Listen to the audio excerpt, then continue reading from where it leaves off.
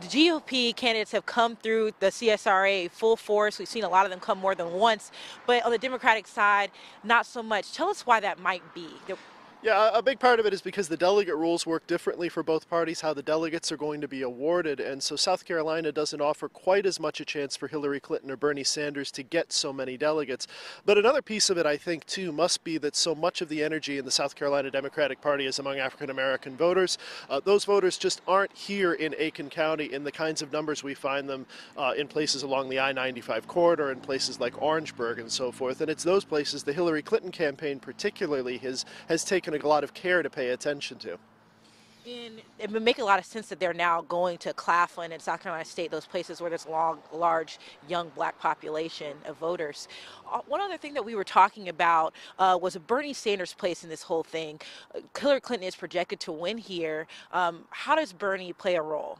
Well, he plays a very important role, I think, even if he doesn't turn out to be the nominee. There's a great history in American politics of candidates forcing leading candidates off the message they want to be broadcasting. Bernie Sanders, if nothing else, has succeeded to keep this from being a one-candidate race and has succeeded to get Hillary Clinton to talk about issues she otherwise might not have talked about. That's going to have a long-term effect on the Democratic Party, maybe even on this general election campaign. It certainly would have an effect on a Clinton administration. So he's almost setting the agenda, bringing up other topics. What are some of those things that you think now she's being forced to talk about because he's in the race?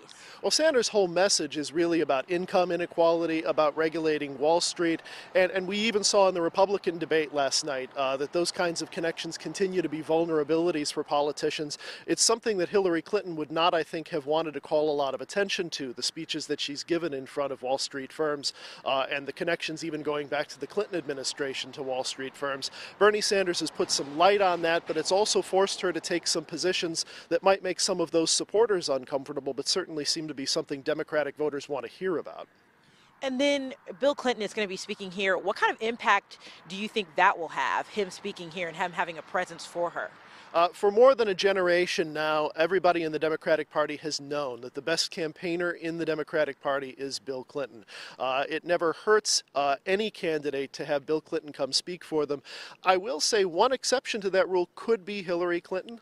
Bill Clinton didn't help her too much back in 2008 during the Democratic primary. It seems to be that attacks on his wife get a little bit under his skin, and we can understand that, I suppose, but certainly his role here to speak for his wife, to speak for probably the eventual Democratic nominee, that's going to be important, and I have no doubt it's got a lot of people excited.